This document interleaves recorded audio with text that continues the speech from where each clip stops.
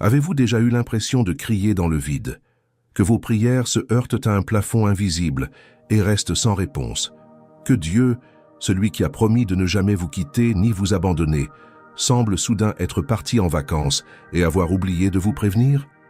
Si vous avez déjà éprouvé ce sentiment suffocant de solitude spirituelle, ce silence assourdissant au moment où vous aviez le plus besoin d'entendre une voix, sachez une chose, vous n'êtes pas seul sur ce chemin. En réalité, vous êtes en bonne compagnie, car même les plus grands hommes et femmes de foi qui aient jamais foulé cette terre ont traversé le même désert que vous traversez aujourd'hui. Il y a quelque chose de profondément troublant à savoir intellectuellement que Dieu est présent, à avoir lu des dizaines de versets qui affirment sa présence constante, et pourtant à se sentir complètement abandonné. C'est comme être dans une pièce sombre, sachant que quelqu'un est là mais incapable de voir, de toucher ou de ressentir cette présence. Cette contradiction entre ce que nous savons et ce que nous ressentons crée une tension douloureuse en nous, une dissonance qui peut nous amener à remettre en question non seulement la présence de Dieu, mais aussi notre propre foi, notre dignité devant lui, notre capacité à être aimé par le Créateur de l'univers. Des millions de personnes à travers le monde, en ce moment même, éprouvent cette même angoisse. Elles se réveillent, récitent leurs prières matinales avec la même ferveur qu'à l'accoutumée, mais c'est comme parler à un mur. Elles vont travailler avec un vide qu'aucune réussite professionnelle ne saurait combler. Elles rentrent chez elles et même entourées de leur famille, se sentent isolées, comme sur une île spirituelle. Le soir, dans le silence de la chambre, cette question lancinante résonne à nouveau. « Dieu, où es-tu? Pourquoi ne puis-je te sentir? Qu'ai-je fait de mal pour mériter ce silence ?» Et cette question ne découle pas d'une foi fragile. Bien souvent, elle émane précisément des personnes les plus dévouées.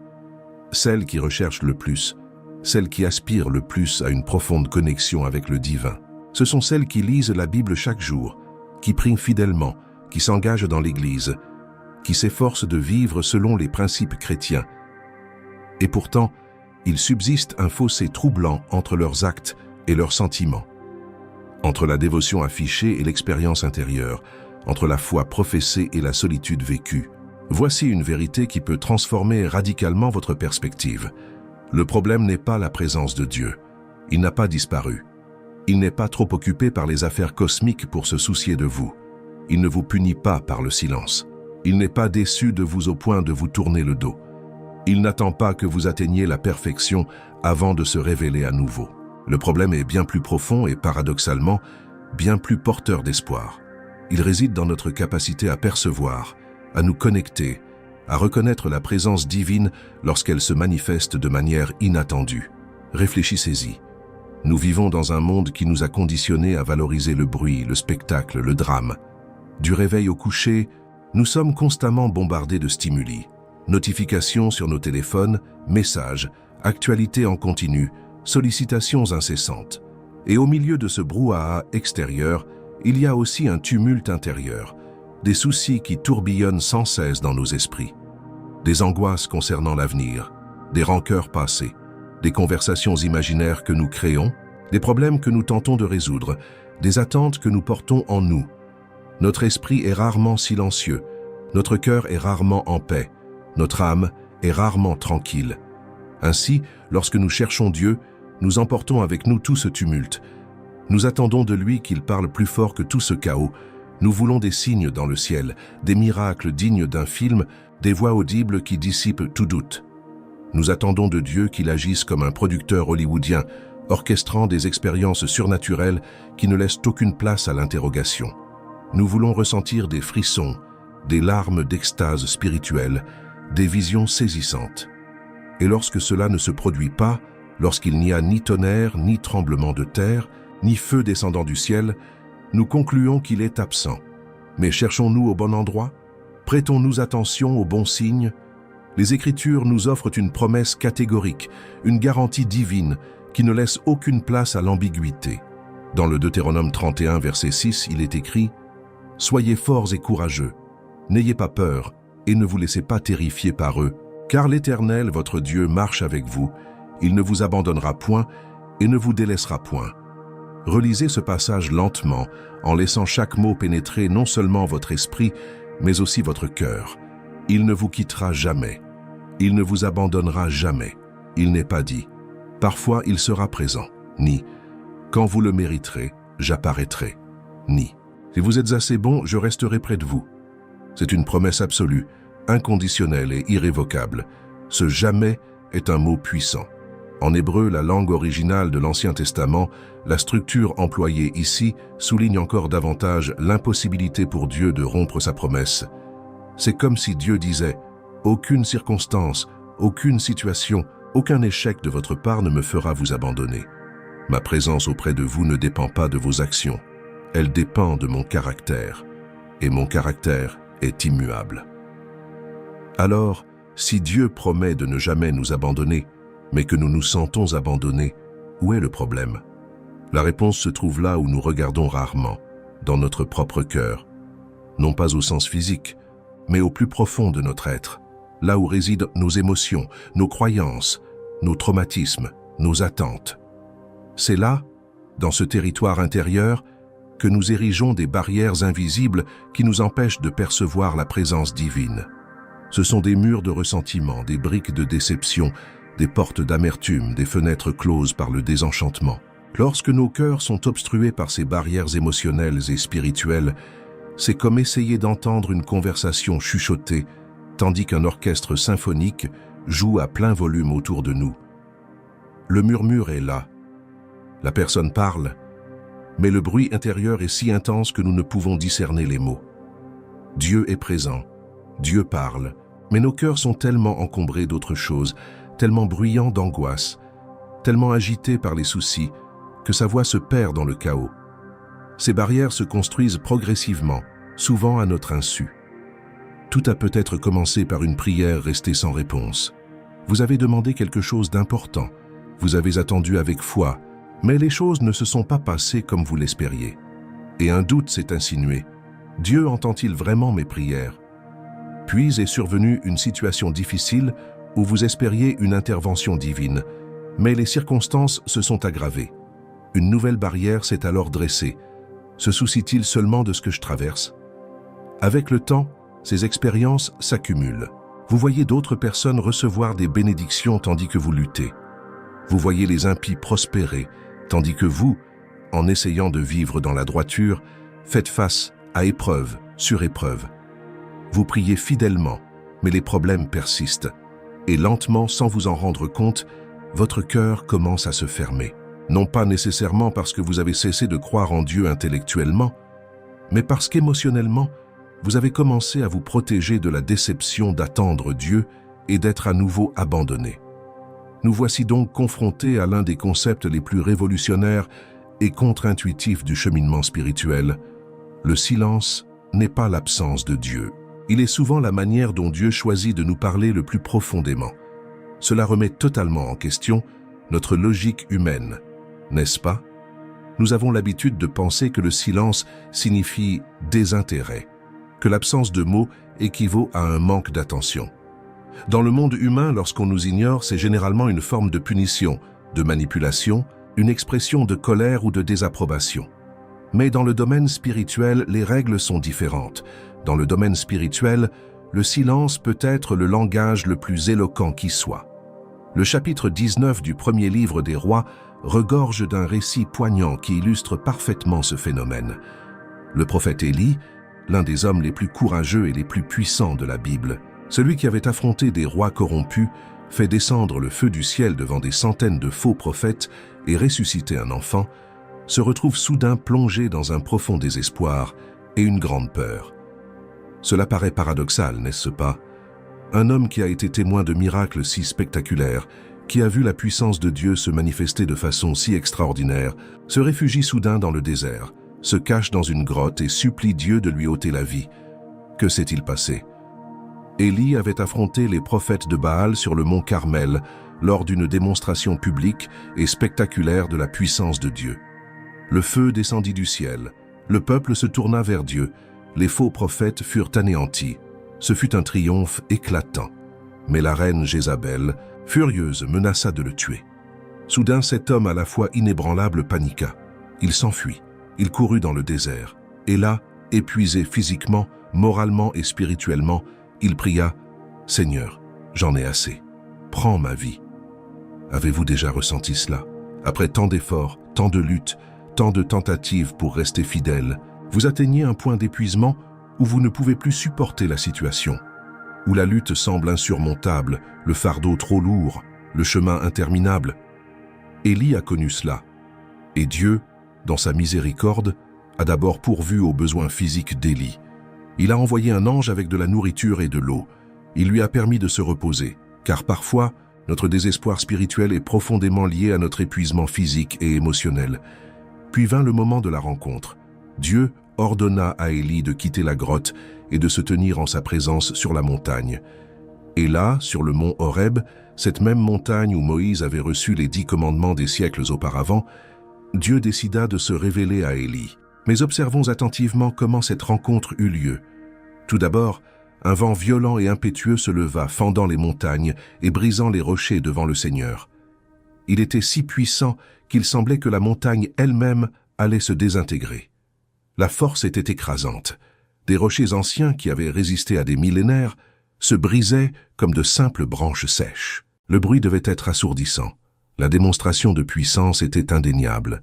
Sûrement, pensa Élie, Dieu est dans ce vent. C'est le genre de manifestation que j'attends. C'est le Dieu que je connais. Mais Élie observa et comprit. Le Seigneur n'était pas dans le vent. Puis survint un tremblement de terre qui secoua la terre entière, faisant trembler le sol sous leurs pieds, comme si le monde se défaisait. Si vous avez déjà vécu un tremblement de terre, vous savez à quel point c'est terrifiant. Les fondations mêmes sous vos pieds, ce que vous croyez solide et fiable, se mettent à bouger. Il n'y a nulle part où se raccrocher. Il n'y a aucun moyen de se protéger. C'est une démonstration brutale de la fragilité de notre sentiment de contrôle. Le tremblement de terre hurle. Vous n'avez aucun contrôle. Des forces qui vous dépassent sont à l'œuvre. Assurément, se dirait Élie, Dieu est présent dans ce tremblement de terre. Mais le Seigneur n'était pas dans le tremblement de terre. Après le tremblement de terre vint le feu, cet élément qu'Élie connaissait si bien, qu'il avait déjà vu descendre du ciel en réponse à ses prières sur le mont Carmel. Le feu qui avait consumé le sacrifice, les pierres de l'autel, l'eau des fossés. Le feu qui avait définitivement prouvé que le Seigneur était Dieu. S'il y avait une chose qu'Élie associait à la présence et à la puissance de Dieu, c'était bien le feu. Mais même là, dans cette manifestation qui aurait dû lui être familière, dans cette démonstration qui aurait dû faire écho à son expérience passée, le texte affirme clairement, le Seigneur n'était pas dans le feu. Et après l'incendie, après toutes ces manifestations dramatiques et spectaculaires, après le vent qui a fendu les rochers, le tremblement de terre qui a ébranlé les fondations, le feu qui a tout consumé, est apparu quelque chose de complètement différent. Le texte hébreu emploie une expression fascinante, traduite de diverses manières, un murmure doux, une voix douce et délicate, le son d'un silence absolu, le son d'un silence subtil. C'est presque un oxymore, une contradiction poétique, le son du silence. Il ne s'agit pas d'une absence totale de son, mais d'un son si subtil, si délicat, si discret, qu'il exige une attention absolue pour être perçu. Et c'est là, dans ce murmure, dans ce son presque imperceptible, que Dieu était présent. Élie le reconnut aussitôt. Il se couvrit le visage de son manteau, en signe de révérence et de respect, et se rendit à l'entrée de la grotte. Et c'est là que Dieu lui parla, non pas dans un tonnerre assourdissant, mais par des paroles qui transpercèrent le cœur brisé de son prophète. Pouvez-vous imaginer la scène?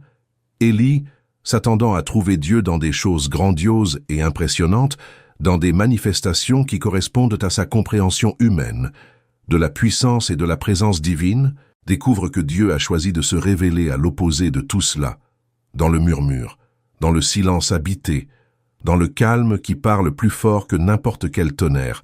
Pourquoi Dieu ferait-il cela? Pourquoi choisir le murmure alors qu'il est manifestement capable de manifestations spectaculaires? Car Dieu ne cherchait pas à impressionner Élie, il cherchait à toucher son cœur. Et le cœur ne se laisse pas atteindre par des démonstrations extérieures, mais par une douce intimité. Le cœur n'est pas conquis par des démonstrations de puissance, mais par la proximité de l'amour. Le cœur n'écoute pas au milieu du bruit, mais dans le calme d'une attention soutenue. Dieu enseignait à Élie et à travers lui à chacun d'entre nous une leçon fondamentale. Sa présence ne se manifeste pas principalement par des expériences extraordinaires qui nous impressionnent, mais par une communion intime qui nous transforme. Ce récit n'est pas qu'un simple compte-rendu historique intéressant, c'est une carte pour notre propre cheminement spirituel. C'est Dieu qui nous dit « Je suis là, mais vous devez faire silence pour m'entendre. Vous devez apaiser le bruit extérieur et intérieur pour percevoir ma présence. Vous devez cesser de chercher uniquement des manifestations spectaculaires et commencer à prêter attention aux murmures. » Le concept biblique de Dieu en présence du silence est profondément transformateur lorsqu'on le comprend véritablement. Il ne s'agit pas d'un Dieu absent qui laisse un vide silencieux, mais d'un Dieu si proche, si intime, que sa communication transcende les mots et le bruit. C'est comme deux amants qui se connaissent si profondément qu'ils peuvent s'asseoir ensemble dans un silence complet et demeurer en parfaite communion. Les mots sont superflus car la présence suffit. La compréhension s'établit sans verbalisation. Le lien se maintient sans conversation constante. C'est comme une mère assise au chevet de son enfant malade. Elle n'a pas besoin de parler sans cesse, de faire des promesses, ni de déclarer son amour. Sa simple présence, sa main tenant celle de l'enfant, son visage étant la première chose que l'enfant voit à son réveil, en dit plus que 1000 mots. Son silence n'est pas un abandon, c'est une présence réconfortante. De même, le silence de Dieu n'est pas une absence. C'est une présence profonde qui attend d'être reconnue. Mais comment cultiver cette capacité à percevoir Dieu dans le silence? Comment développer cette sensibilité spirituelle dans un monde qui nous bombarde constamment de stimuli, de notifications, d'urgences et de distractions? Comment apprendre à entendre le murmure au milieu de cette cacophonie permanente? La réponse réside dans une pratique délibérée, intentionnelle et souvent inconfortable. La pratique du silence. Prenons l'exemple de Jésus de Nazareth, le Fils de Dieu incarné. S'il y a bien une personne qui pouvait affirmer qu'il n'avait pas besoin de moments de solitude avec le Père, c'est lui, n'est-ce pas? Après tout, il était Dieu sous forme humaine. Il ne faisait qu'un avec le Père. La présence divine habitait en lui d'une manière unique. Pourtant, à maintes reprises dans les évangiles, nous voyons Jésus se retirer des foules, fuir la gloire, échapper aux sollicitations incessantes de ceux qui voulaient le guérir, l'écouter, le toucher. Dans l'Évangile selon Marc, chapitre 1, verset 35, nous lisons « Très tôt le matin, alors qu'il faisait encore nuit, Jésus se leva, sortit de la maison et se rendit dans un endroit désert pour prier. » Analysons attentivement cette phrase, car elle est riche de sens. Tout d'abord, très tôt le matin, alors qu'il faisait encore nuit. Jésus n'a pas attendu d'avoir du temps libre. Il n'a pas attendu que toutes ses obligations quotidiennes soient remplies. Il a consciemment choisi ce moment, avant le lever du jour, alors qu'il faisait encore nuit, alors que le monde dormait encore, pour être avec le Père. Deuxièmement, Jésus se leva. Cela implique un choix délibéré, un effort intentionnel. Il aurait pu rester dormir. Il était certainement épuisé physiquement. Le chapitre précédent de Marc nous dit qu'il avait passé toute la journée à servir, guérissant le beau-père de Pierre, qui avait de la fièvre, puis, au coucher du soleil, on amena à Jésus tous les malades et les possédés. Toute la ville se rassembla à la porte, et Jésus guérit beaucoup de personnes atteintes de diverses maladies. Imaginez l'épuisement physique, émotionnel et même spirituel que représente le fait d'avoir été confronté à tant de douleurs, d'avoir absorbé tant de souffrances, de s'être donné autant. Et pourtant, Jésus se leva tôt le matin.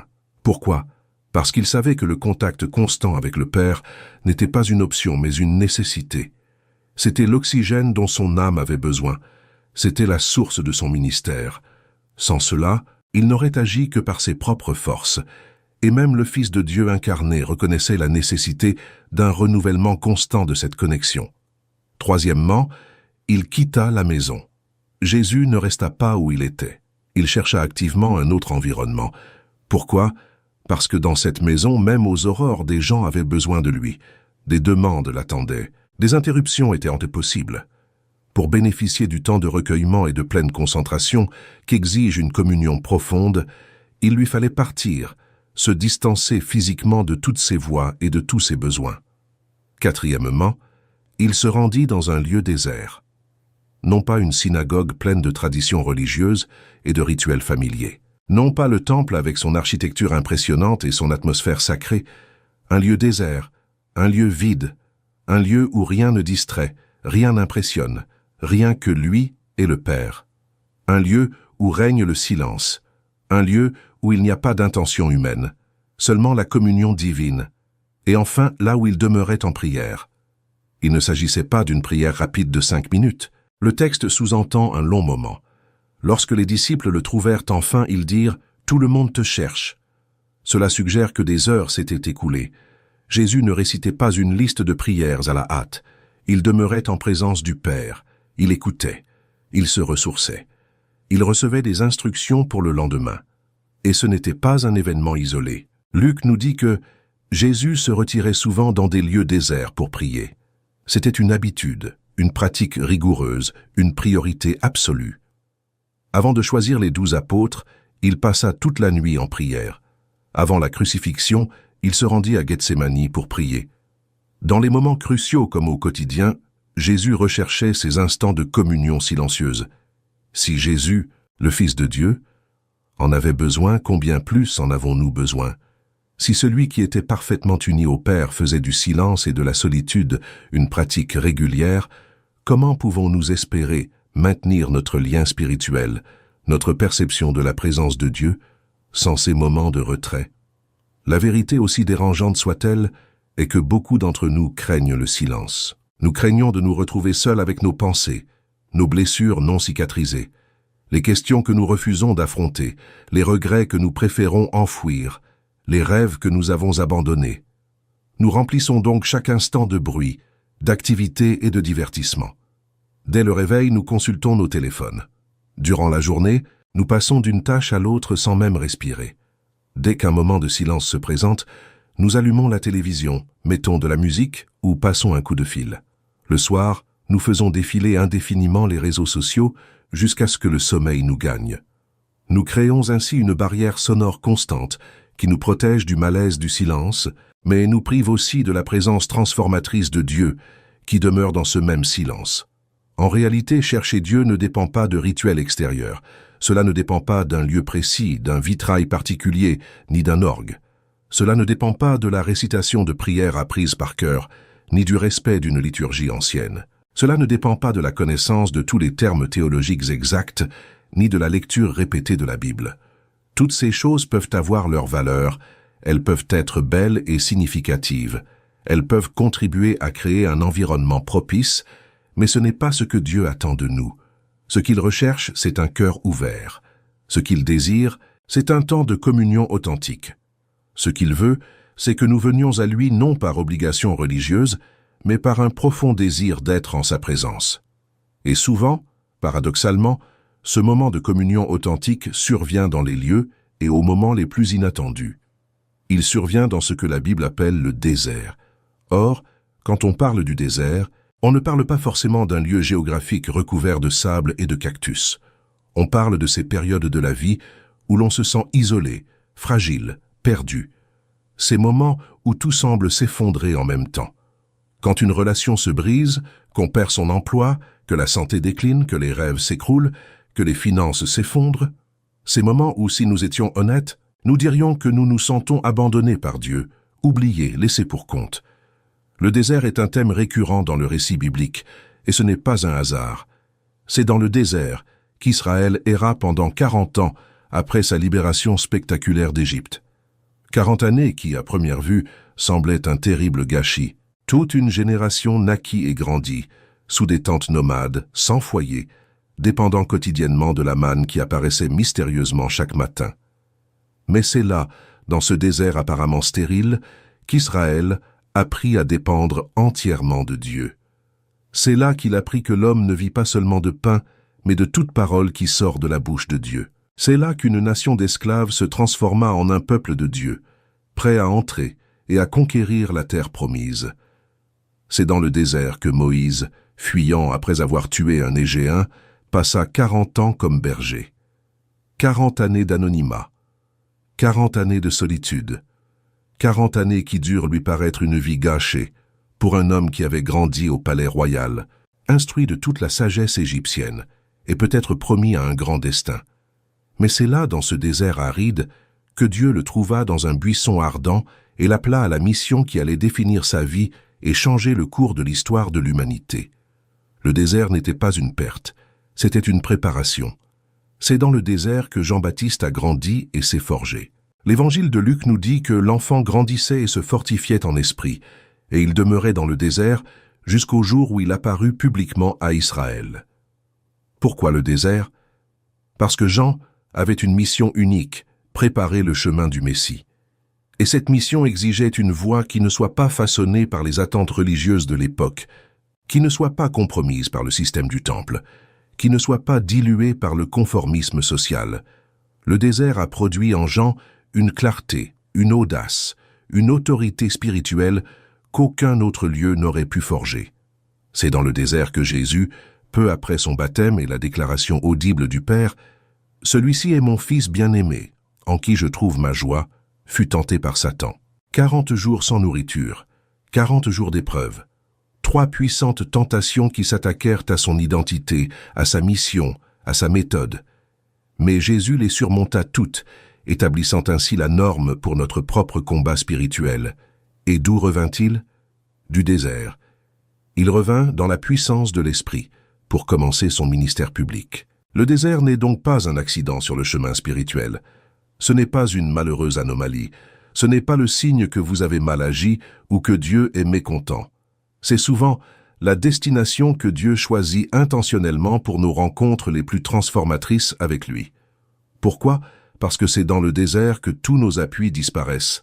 Dans le désert, nous sommes privés des distractions confortables du quotidien. Nous n'avons plus ces idoles subtiles auxquelles nous nous appuyons inconsciemment.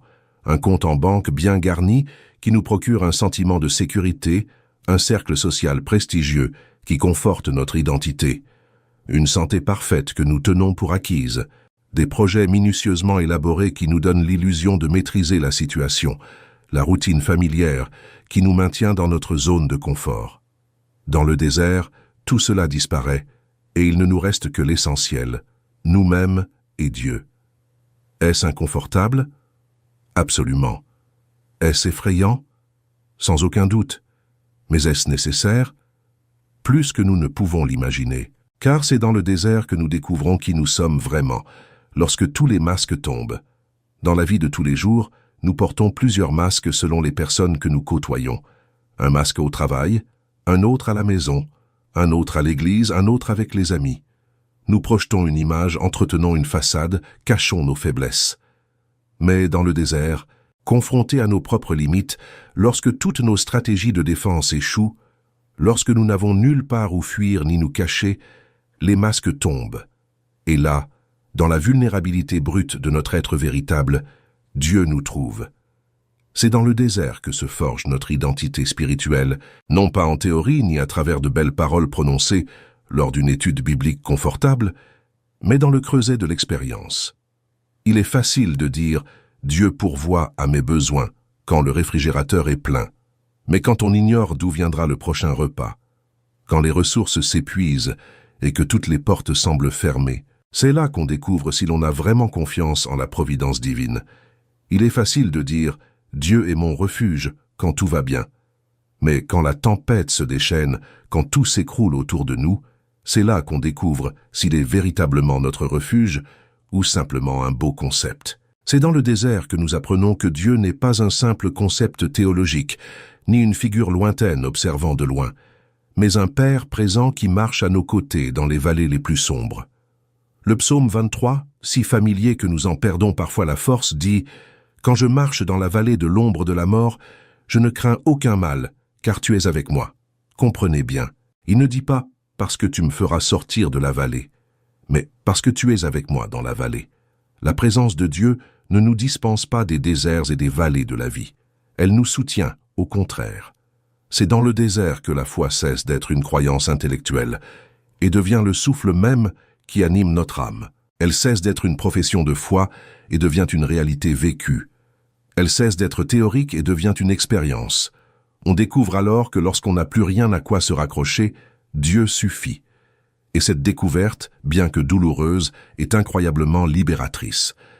Prenons l'exemple de Joseph, ce jeune homme de 17 ans qui rêvait de grandeur. Il rêvait que ses frères se prosterneraient devant lui, qu'il serait exalté.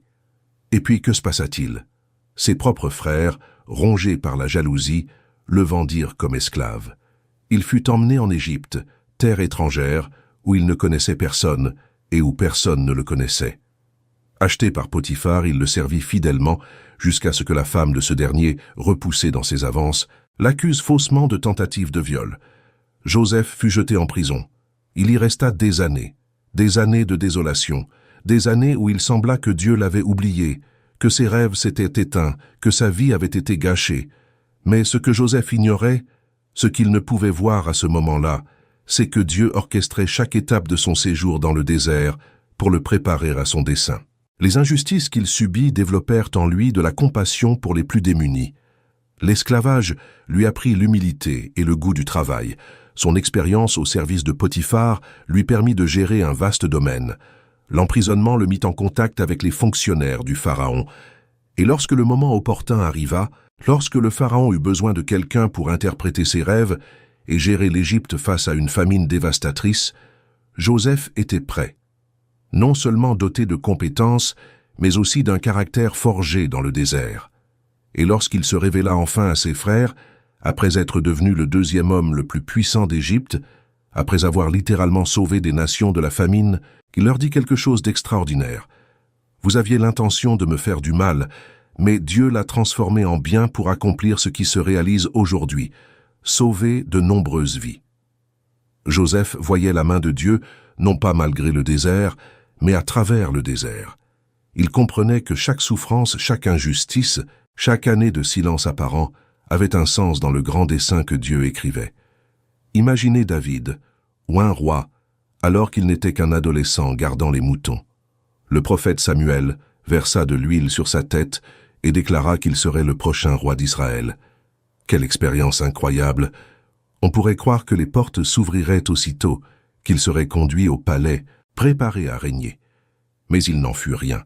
David passa les années suivantes à fuir le roi Saül, déterminé à le tuer. Des années cachées dans des grottes, des années de cavale, des années entourées d'une bande d'hommes désespérés et endettés qui l'avaient rejoint, des années où il semblait que la parole prophétique n'avait été qu'une illusion ou un rêve impossible. Mais c'est précisément dans ce désert, dans ces grottes, dans ces lieux de fuite et de peur, que Dieu préparait un roi. Non pas un roi qui régnerait par la force militaire et le pouvoir politique, mais un roi qui connaissait le cœur de Dieu pour avoir passé d'innombrables nuits sous les étoiles à l'adorer, à prier, à crier sa détresse, à s'interroger, à avoir confiance. Nombre des psaumes les plus profonds et les plus beaux furent écrits durant cette période désertique. David était façonné, affiné, préparé. Et lorsqu'il monta enfin sur le trône, il n'était pas simplement un chef politique, mais un homme selon le cœur de Dieu, établissant la lignée par laquelle viendrait le Messie. Salut! Si ce message vous touche, si vous commencez à percevoir votre propre désert spirituel différemment, prenez un instant pour aimer cette vidéo. Cela m'encourage à continuer de créer du contenu qui peut transformer des vies. Et si vous souhaitez recevoir des enseignements bibliques plus profonds qui enrichiront votre cheminement spirituel, abonnez-vous à la chaîne et activez les notifications pour ne manquer aucune vidéo. Car le message que je m'apprête à partager est peut-être exactement ce dont vous avez besoin aujourd'hui.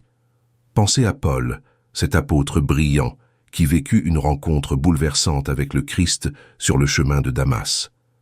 Une expérience si intense qu'elle le laissa aveugle pendant 3 jours. On pourrait croire qu'il se serait immédiatement consacré au ministère, n'est-ce pas? Que Jésus l'aurait aussitôt utilisé pour transformer le monde. Mais non. L'Épître aux Galates nous apprend que Paul passa 3 ans en Arabie, une période dont nous savons très peu de choses, mais qui fut manifestement un temps de préparation, un temps de désert. Et même après avoir commencé son ministère, Paul dut affronter désert sur désert, naufrage, emprisonnement, coups, lapidation, rejet, persécution. Mais c'est précisément à travers ces déserts que Dieu a préparé Paul à écrire une grande partie du Nouveau Testament, à établir des églises dans le monde entier, et à formuler la théologie de la grâce d'une manière qui allait façonner le christianisme pendant 2000 ans. Ses lettres les plus profondes ont été écrites depuis les prisons. Ses révélations les plus transformatrices lui sont venues dans des contextes de souffrance. Son enseignement sur le contentement en toutes circonstances a été forgé dans le creuset de l'expérience réelle et non dans la théorie académique. Le constat est indéniable. Dieu conduit souvent à travers le désert ceux qu'il aime le plus et pour qui il a les plus grands projets. Non pour les punir, mais pour les préparer. Non pour les abandonner, mais pour approfondir leurs relations. Non pour les détruire, mais pour les reconstruire sur des fondements inébranlables. Le désert n'est pas un lieu d'absence pour Dieu. C'est souvent là qu'il œuvre le plus activement. Autant tout ce qui est superficiel pour révéler l'Éternel, consumant le faux pour purifier le vrai, défaisant l'image que nous avions de nous-mêmes pour révéler qui il a voulu que nous soyons. Alors, si vous vous trouvez en ce moment dans le désert, si tout semble s'effondrer, si le silence de Dieu vous paraît assourdissant, si vous vous sentez isolé et oublié, considérez la possibilité que vous soyez exactement là où Dieu veut que vous soyez. Considérez que ce moment de fragilité et d'isolement est peut-être le prélude à votre plus grande révélation spirituelle. Considérez que le désert n'est pas la fin de votre histoire, mais le chapitre crucial où votre véritable identité se découvre et où votre mission divine se révèle. Mais il existe un autre symbole puissant dans l'Écriture qui nous parle de la présence de Dieu d'une manière différente, plus intime et quotidienne. La table. Parler de table peut sembler banal, voire futile, lorsqu'on aborde des thèmes spirituels aussi profonds que le désert et le silence de Dieu.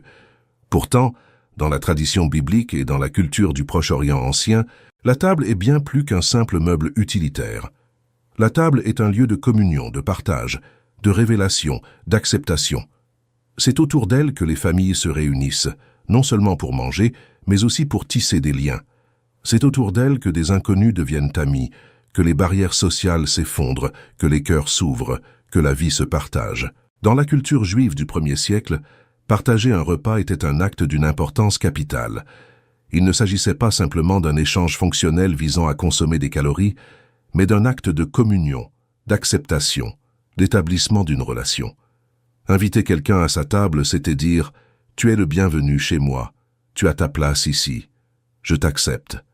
Je souhaite partager avec toi non seulement un repas, mais aussi la vie. » À l'inverse, refuser de manger avec quelqu'un était une forte marque de rejet ou de désapprobation.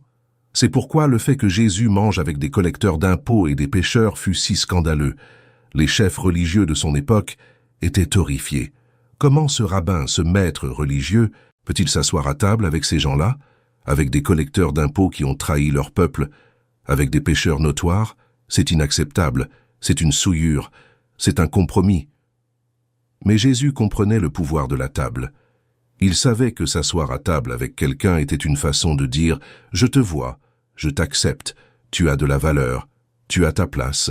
Dans l'évangile de Luc au chapitre 24, se trouve un récit fascinant qui illustre la puissance de la table d'une manière à la fois belle et surprenante. L'histoire d'Emmaüs. 2 disciples marchent de Jérusalem au village d'Emmaüs, un trajet d'environ 11 kilomètres. Anéantis, ils sont encore sous le choc de la crucifixion de Jésus et tentent de comprendre comment tout a pu se terminer si tragiquement. Ils avaient placé tous leurs espoirs en cet homme, croyant qu'il était le Messie qui libérerait Israël. Et puis, il fut mis à mort, exécuté comme un vulgaire criminel. Leurs rêves s'effondrèrent, leur foi fut ébranlée. Leur avenir leur parut sans issue. Tandis qu'ils marchent et discutent, un inconnu se joint à eux et leur demande de quoi ils parlent. Ils sont surpris qu'à Jérusalem, quelqu'un ignore les événements récents. Ils racontent alors l'histoire, celle de Jésus de Nazareth, un prophète puissant en parole et en acte devant Dieu et tout le peuple, comment les grands prêtres et les chefs l'ont livré à la mort et l'ont crucifié, comment ils s'attendaient à ce qu'il soit celui qui délivrerait Israël, et comment, le 3e jour, des femmes du groupe les ont stupéfiées en leur disant qu'elles étaient allées au tombeau à l'aube et n'y avaient pas trouvé son corps, et qu'elles avaient eu une vision d'ange qui leur avait annoncé qu'il était vivant. L'étranger se met alors à leur expliquer les Écritures, en commençant par Moïse et tous les prophètes, montrant comment tout concernant le Messie annonçait ces événements. Il enseigne tout en marchant, leur révélant les Écritures d'une manière qu'ils n'avaient jamais comprise auparavant. Leurs cœurs s'embrasent à l'écouter. Mais voici le plus extraordinaire. Malgré cet enseignement profond, malgré l'ardeur de leur cœur, ils ne reconnaissent toujours pas que l'étranger est Jésus lui-même, ressuscité. Quelque chose les empêche de le voir. À leur arrivée au village, le jour décline. L'étranger fait mine de poursuivre son chemin, mais les disciples insistent « Reste avec nous, car le soir approche et le jour est presque fini. » Ils ne veulent pas que cet enseignement prenne fin. Ils en veulent plus, et l'étranger accepte l'invitation. Là, dans une simple maison d'Emmaüs, ils s'attablent pour partager un repas. Et c'est à cet instant précis que tout bascule. Le texte dit « Lorsqu'il fut à table avec eux, il prit le pain, rendit grâce, le rompit et le leur donna. Alors leurs yeux s'ouvrirent et ils le reconnurent, mais il disparut de leur vue. » Saisissez-vous la profondeur de ce passage.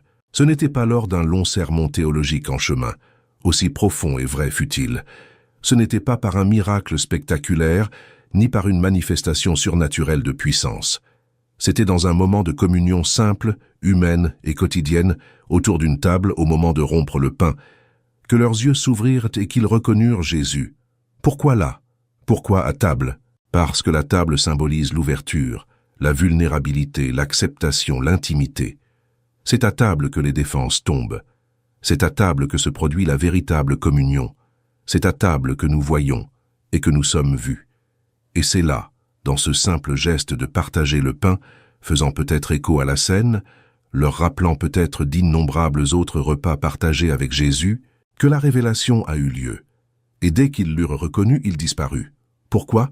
Parce que la leçon avait déjà été apprise, la révélation avait déjà eu lieu.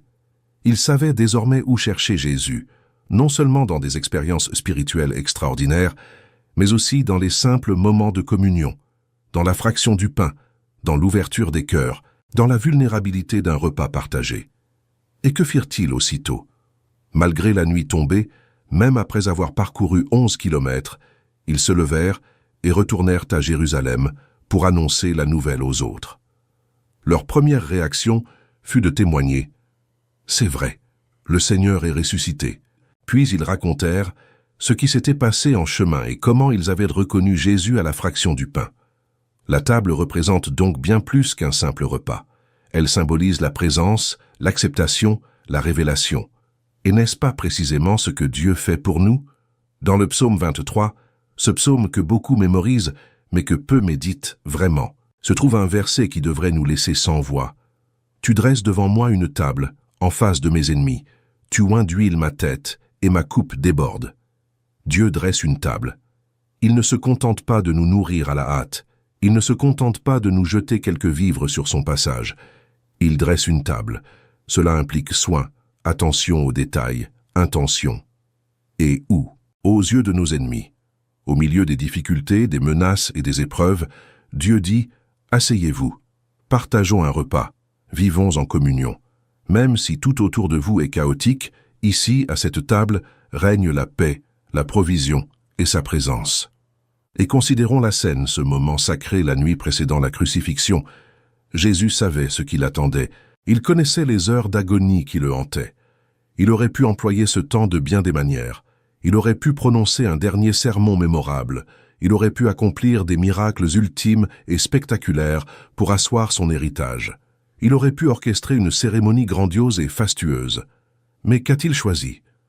Une table, un simple repas, du pain et du vin, éléments communs, transformés en symboles extraordinaires de son corps et de son sang. Pourquoi? Parce que la table évoque l'intimité, la continuité, un lien auquel on peut revenir sans cesse.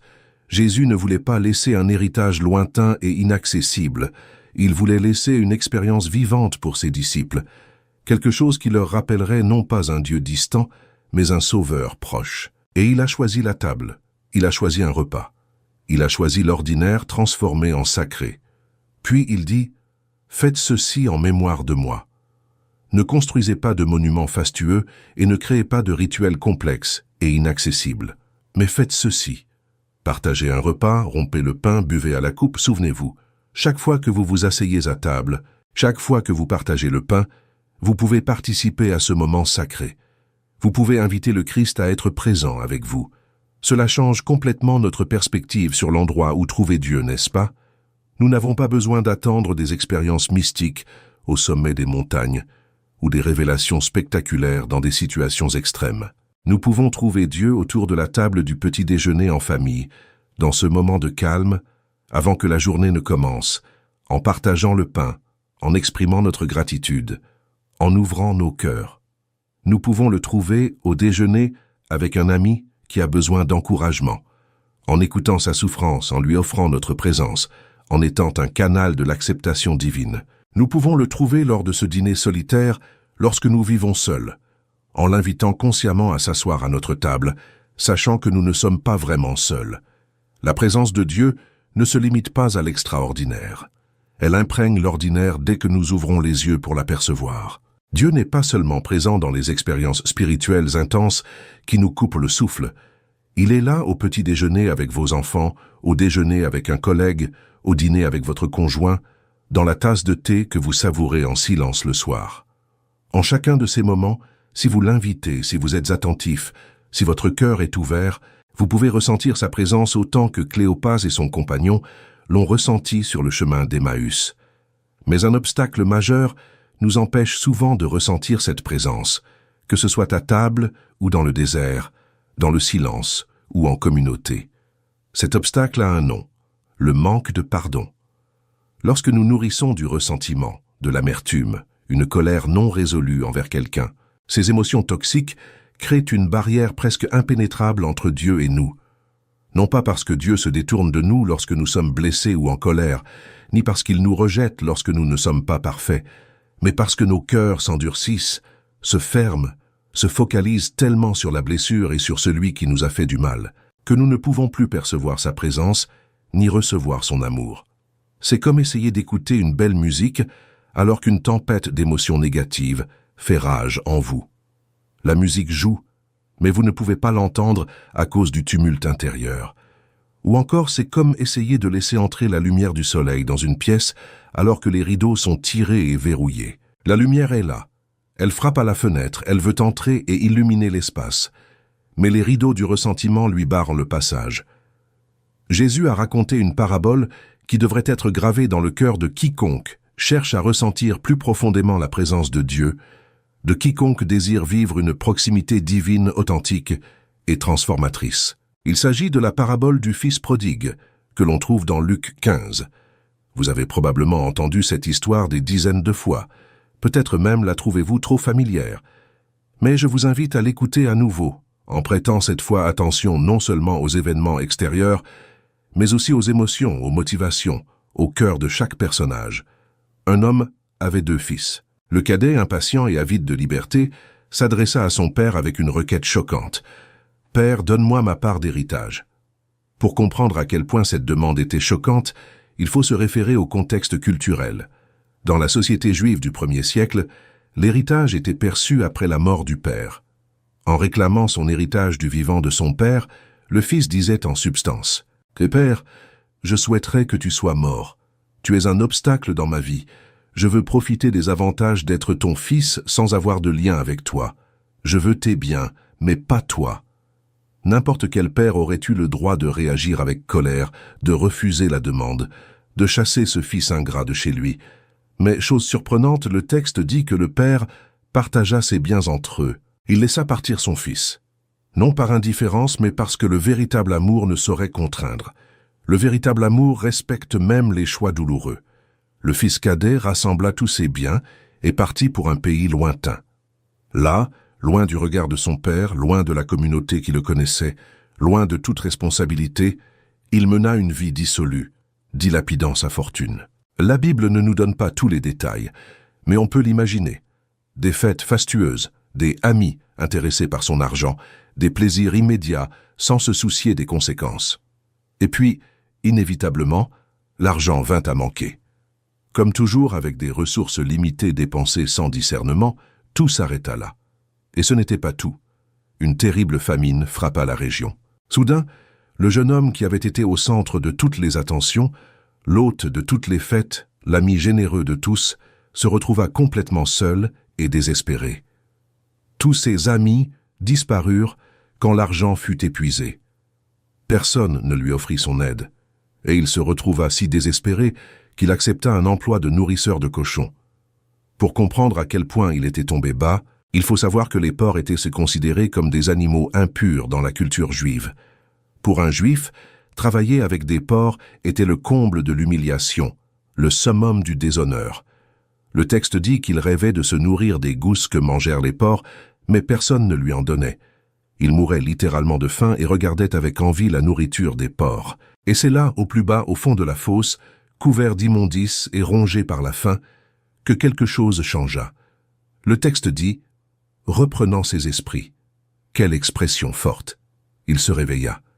Il prit conscience de sa situation pour la première fois, et il pensa « Combien de serviteurs de mon père ont de quoi manger, et moi je meurs de faim. Je me lèverai et j'irai auprès de mon père. » Comprenez maintenant ce qui se passait dans son cœur.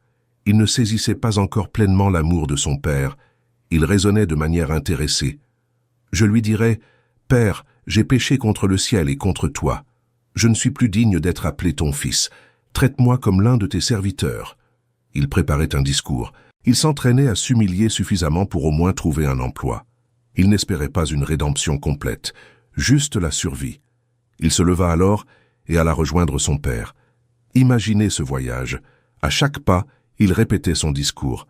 À chaque kilomètre, le poids de la honte s'intensifiait. Il pensait à ce que ce serait d'affronter son père, son frère, tous les villageois qui le connaissaient.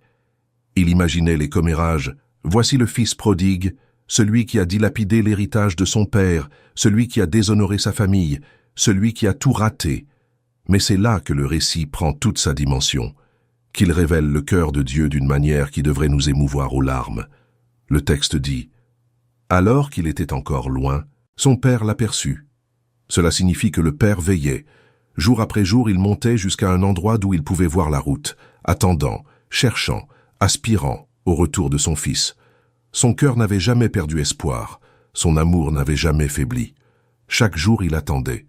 Et ce jour-là, il le vit. Il aperçut cette silhouette lointaine qui marchait sur la route. Quelque chose dans sa posture, dans sa démarche, fit que le cœur du père le reconnut. « C'est mon fils. » Et que fit le père? Le texte dit qu'il fut saisi de compassion et courut à la rencontre de son fils. Un père âgé et respectable, dans une culture où les hommes de son rang ne courraient jamais, souleva ses robes et courut. Il courut avec l'urgence d'un cœur qui avait trop attendu, trop aimé, trop désiré.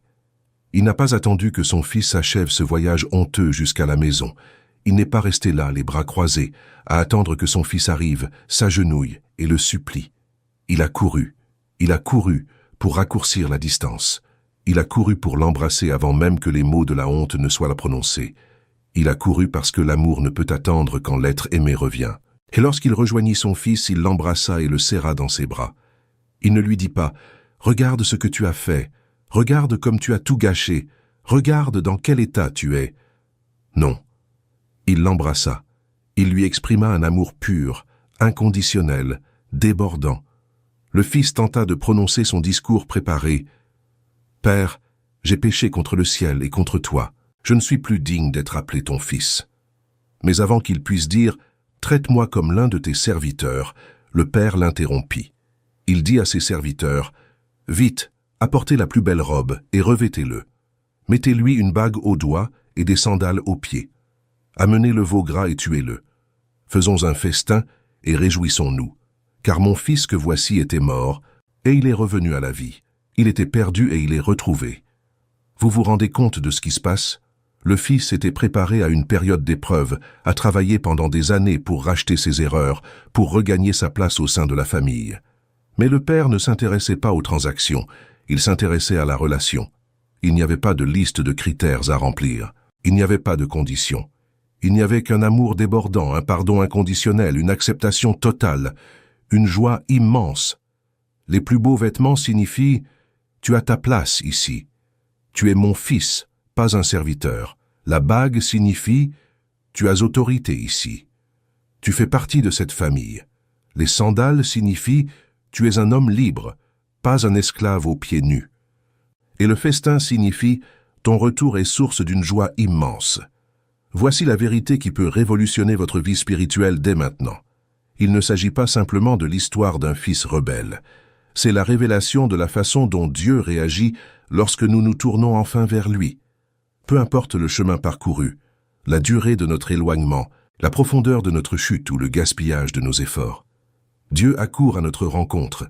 Il n'attend pas que nous soyons parfaits. Il n'attend pas que nous réparions toutes nos erreurs. Il n'attend pas que nous soyons complètement purifiés.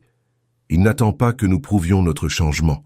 Alors que nous sommes encore loin de lui, encore souillés par nos choix, alors que nous tâtonnons encore sur le chemin du retour, il court déjà vers nous, les bras ouverts. Telle est la nature du pardon divin. Telle est l'attitude de Dieu envers vous en ce moment, quoi que vous ayez fait ou omis de faire. Mais la parabole ne s'arrête pas là, et il est important de ne pas s'arrêter à la première partie, car la seconde recèle une leçon tout aussi essentielle. Il y a un second fils, l'aîné, le fils modèle, celui qui n'a jamais quitté la maison, n'a jamais dilapidé son héritage, a toujours obéi, toujours travaillé dur, toujours fait ce qu'il fallait. Il était au champ lorsque la fête commença. Arrivé près de la maison, il entendit la musique et les danses et appela un des serviteurs pour lui demander ce qui se passait. « Ton frère est revenu, » dit le serviteur, « et ton père a tué le veau gras parce qu'il l'a retrouvé sain et sauf. » On pourrait penser que l'aîné serait fou de joie, n'est-ce pas?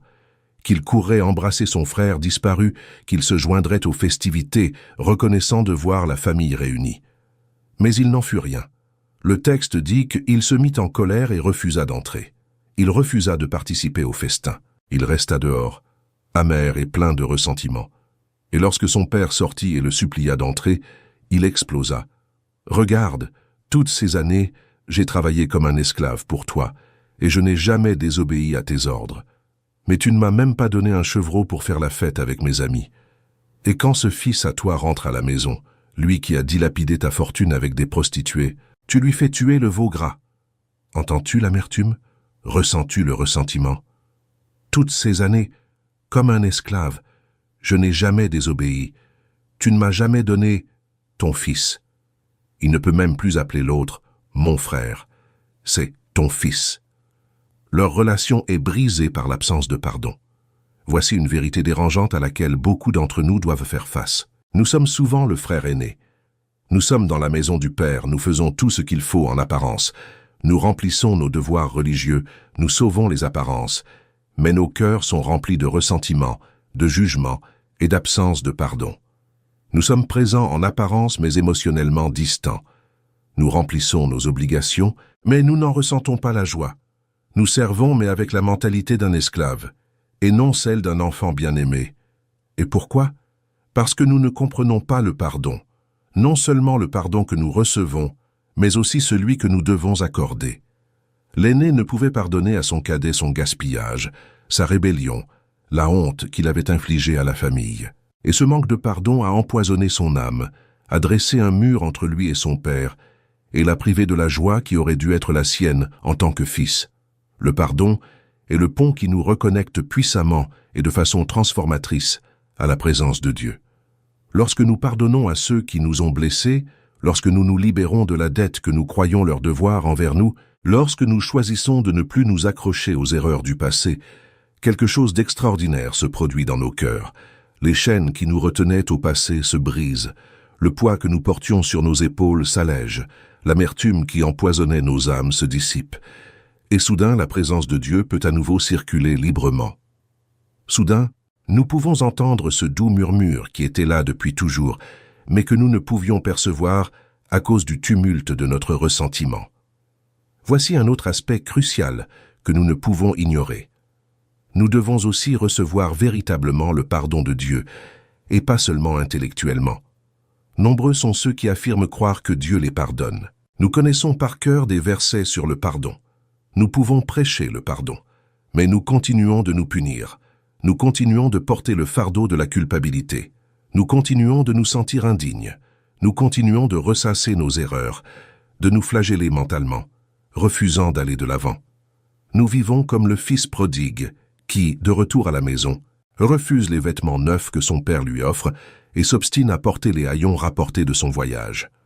Nous vivons comme des enfants qui persistent à se comporter comme des serviteurs, même lorsque leur père leur dit « Tu es mon fils, pas mon serviteur ». Refuser d'accepter pleinement le pardon de Dieu, c'est en quelque sorte affirmer que son sacrifice n'a pas suffi, que le sang du Christ ne couvre pas tous les péchés, que sa grâce a ses limites. C'est une forme insidieuse d'orgueil déguisé en humilité. Le pardon n'est pas une simple transaction juridique où Dieu, d'un coup de marteau, déclare « c'est réglé ». Affaire classée. Le pardon est une transformation relationnelle où les barrières tombent, l'intimité se restaure et la confiance se reconstruit. C'est revenir à la table du Père, non comme un serviteur cherchant à gagner sa vie, mais comme un enfant bien-aimé recevant un héritage. C'est lui permettre de vous revêtir à nouveau de dignité.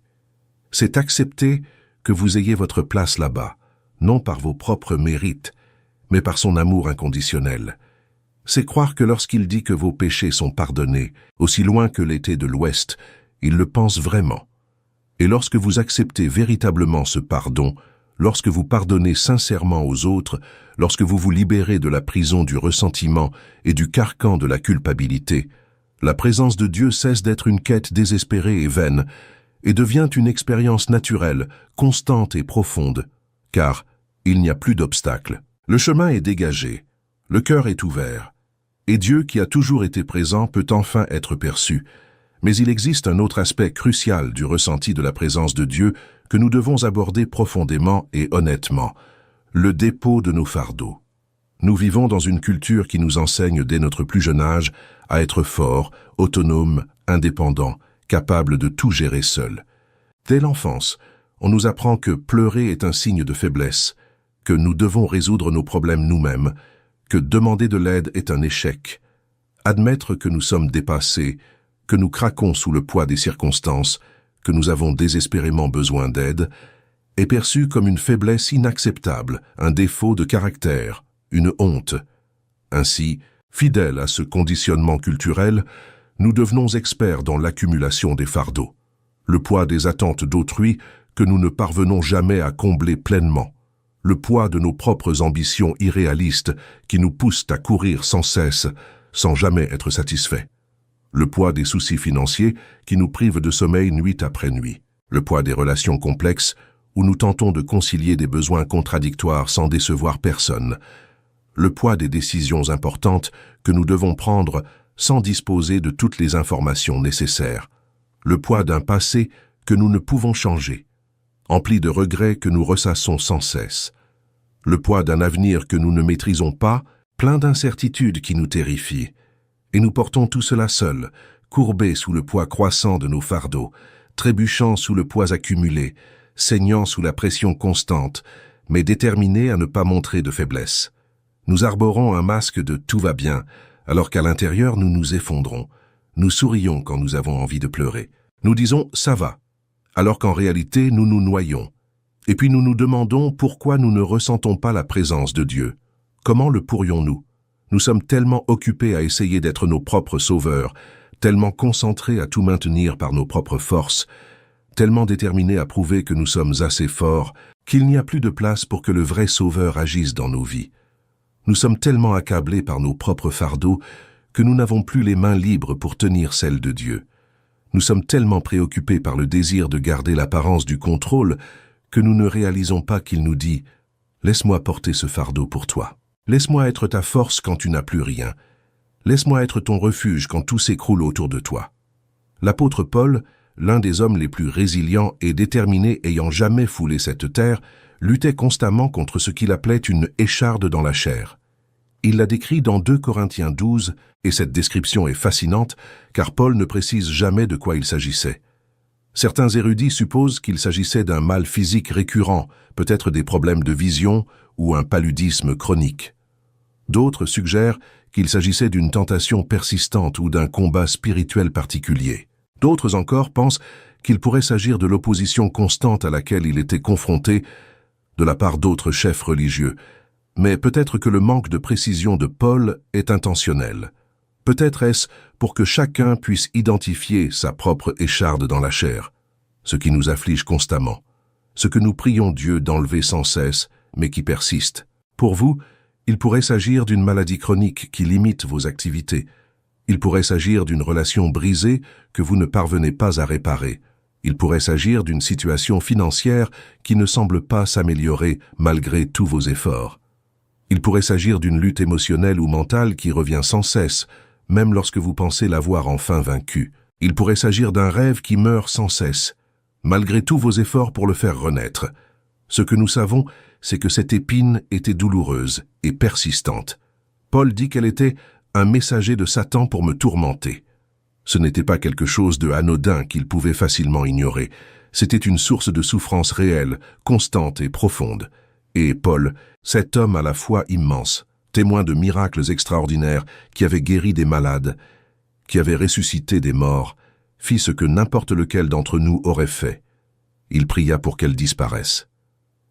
À 3 reprises, j'ai supplié le Seigneur de m'en délivrer, écrit-il. 3 fois. Cela nous apprend quelque chose d'important. Paul ne s'est pas contenté de prier une seule fois et d'accepter la situation. Il a prié à plusieurs reprises, avec persévérance et ferveur. Il a supplié, il a argumenté, il a demandé sa délivrance. Et nous pouvons imaginer le contenu de ces prières. « Seigneur, tu sais combien je souffre à cause de cela. Tu sais combien cela limite mon ministère. Tu sais combien il serait plus efficace si tu m'en débarrassais. Je t'en prie, délivre-moi de cela. » Mais la réponse de Dieu ne fut pas celle que Paul attendait. Dieu ne retira pas l'épine. Il ne dit pas « Tu as prié avec suffisamment de foi, je vais donc te guérir. » Il ne dit pas « Tu as servi fidèlement, tu mérites donc d'être soulagé. » La réponse fut tout autre. Une réponse profonde qui allait changer à jamais non seulement la perspective de Paul, mais aussi la théologie chrétienne. « Ma grâce te suffit, car ma puissance s'accomplit dans la faiblesse. » Relisez ceci lentement, en laissant chaque mot vous imprégner. « Ma grâce me suffit. » Non pas « je vais résoudre votre problème », mais « ma grâce me suffit ». Non pas « je vais changer votre situation », mais « ma grâce me suffit », compte tenu de votre situation. Et voici la partie qui révolutionne complètement notre compréhension de la manière dont Dieu agit. « Ma puissance s'accomplit pleinement dans la faiblesse ». Cela bouleverse toute notre logique humaine, n'est-ce pas? Nous avons l'habitude de penser que la puissance s'accomplit par la force, que Dieu peut faire davantage grâce à des personnes fortes, compétentes et irréprochables, qui maîtrisent tout, que nous devons être au sommet de notre forme pour que Dieu puisse nous utiliser, que nos faiblesses sont des obstacles qui limitent ce que Dieu peut accomplir à travers nous. Mais Dieu dit exactement le contraire. « Ma puissance s'accomplit dans la faiblesse », non pas malgré la faiblesse, non pas en ignorant la faiblesse, non pas en attendant que vous surmontiez la faiblesse, mais dans la faiblesse, par la faiblesse, grâce à la faiblesse. Pourquoi? Parce que lorsqu'on est fort, lorsqu'on dispose de ressources abondantes, lorsqu'on est capable et compétent, la tentation de se reposer sur ses propres forces est toujours présente. Le risque est toujours là de commencer à croire que nos succès sont le fruit de nos seules capacités. Le risque est toujours là d'un orgueil sournois, d'une autosuffisance déguisée, d'oublier que l'on a besoin de Dieu parce qu'on a l'impression de bien se débrouiller seul. Mais quand on est faible, quand on a épuisé ses forces, quand on a tout essayé en vain, quand on a d'autres recours que Dieu, alors quelque chose de puissant se produit. On devient un vase vide qu'il peut remplir. On devient un canal sans obstacle par lequel sa puissance peut se déverser. On devient une toile vierge sur laquelle il peut peindre ses miracles. Et quand le miracle se produit, quand la grâce arrive, quand les forces reviennent, il n'y a aucun doute sur son origine. Impossible de s'en attribuer le mérite. C'est clairement et indéniablement l'œuvre de Dieu. Paul dit ensuite quelque chose qui devrait nous choquer, surtout dans une culture obsédée par la force et le succès. C'est pourquoi je me glorifierai bien plus volontiers de mes faiblesses, afin que la puissance du Christ repose sur moi. C'est pourquoi, à cause du Christ, je me complais dans les faiblesses, dans les outrages, dans les détresses, dans les persécutions, dans les angoisses. Car lorsque je suis faible, c'est alors que je suis fort. Comprenez-vous ce qu'il dit? Il n'accepte pas ses faiblesses avec une résignation forcée. Il ne les tolère pas par obligation. Il les glorifie. Il s'en réjouit. Il les célèbre. Pourquoi? Parce qu'elles sont devenues le canal par lequel la puissance du Christ agit pleinement et clairement dans sa vie. Ces faiblesses ont cessé d'être des obstacles et sont devenues des opportunités. Elles ont cessé d'être une source de honte et sont devenues des symboles de la gloire de Dieu. Elles ont cessé d'être la preuve d'un échec et sont devenues la preuve de sa dépendance, là où Dieu veut que nous soyons. Cela signifie que vous n'avez pas besoin d'avoir tout en ordre avant de vous rapprocher de Dieu. Vous n'avez pas besoin de résoudre tous vos problèmes au préalable. Vous n'avez pas besoin de renforcer votre foi à un niveau acceptable. Vous n'avez pas besoin de vaincre toutes vos addictions, de surmonter toutes vos insécurités, de réparer toutes vos relations brisées, d'équilibrer vos finances, de guérir vos blessures émotionnelles, d'atteindre une stabilité parfaite. Vous pouvez venir tel que vous êtes, avec tout votre désordre, avec tous vos défauts, avec toutes vos angoisses, avec toutes vos peurs, avec toutes vos faiblesses exposées.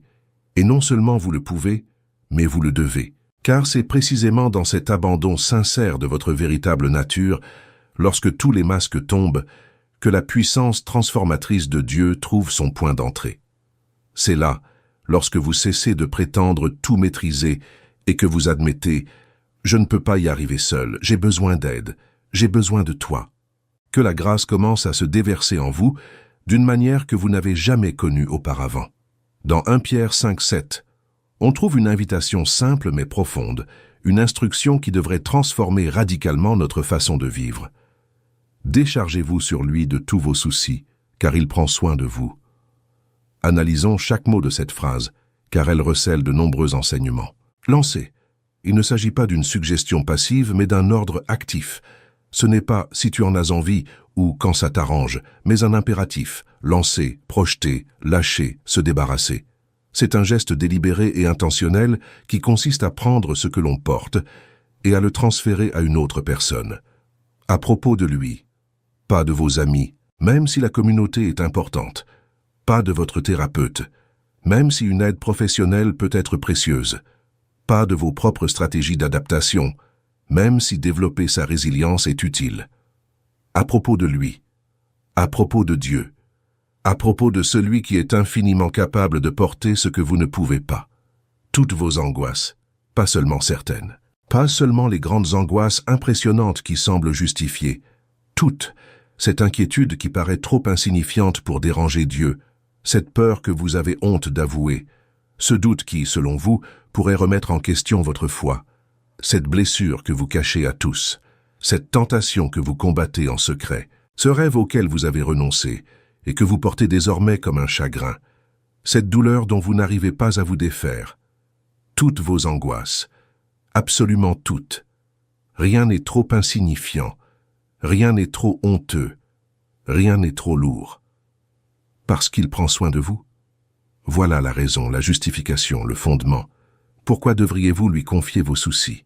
Non pas parce qu'il se sent obligé de prendre soin de vous par un devoir cosmique, non pas parce que vous avez mérité son attention par votre bonne conduite, mais parce qu'il se soucie véritablement de vous. Il a toujours pris soin de vous.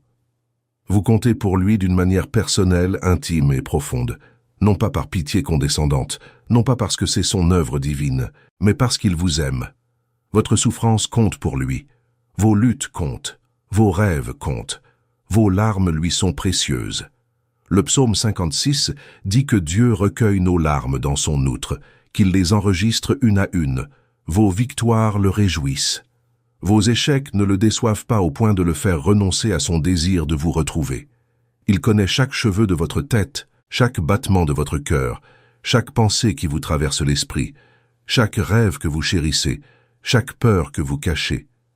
Et pourtant, malgré cette connaissance intime de qui vous êtes, y compris vos plus grandes faiblesses et vos secrets les plus sombres, il choisit de vous aimer pleinement. Non pas d'un amour conditionnel qui s'intensifie lorsque vous réussissez et diminue lorsque vous échouez.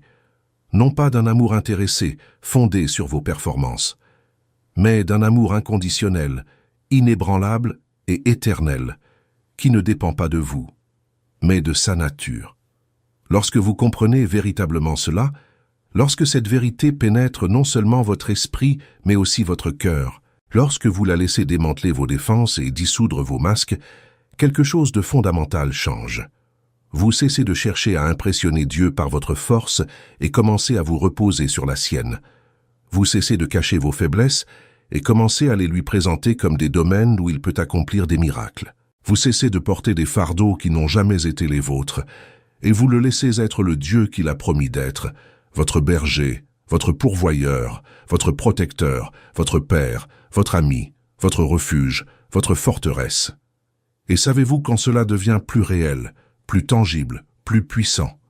Pas forcément lors de grands triomphes spirituels où l'on se sent invincible, mais dans les petits actes de foi que l'on accomplit même quand on ne ressent rien, même quand tout en nous crie que c'est inutile, même quand la logique nous dit que cela ne changera rien. C'est là, dans ce moment de foi brute et vulnérable, que les barrières tombent. La femme atteinte d'hémorragie dans Marc 5 en est un exemple frappant. Elle a souffert pendant 12 ans. Imaginez, 12 ans, plus de 4000 jours de douleur physique constante, plus de 4000 jours d'hémorragie qui l'ont laissée faible, anémique et épuisée, plus de 4000 jours d'isolement social, car son état la rendait rituellement impure selon la loi juive. Elle ne pouvait donc ni participer aux activités religieuses, ni toucher autrui, ni se rendre dans les lieux publics sans risquer de contaminer les autres. 12 années passées à dépenser toutes ses économies en médecin incapable de la guérir. Le texte dit qu'elle avait beaucoup souffert sous les soins de divers médecins et dépensé toutes ses économies, mais au lieu d'aller mieux, son état s'était aggravé. Imaginez le désespoir grandissant.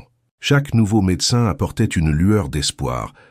Peut-être que celui-ci a la solution, peut-être que ce traitement fonctionnera.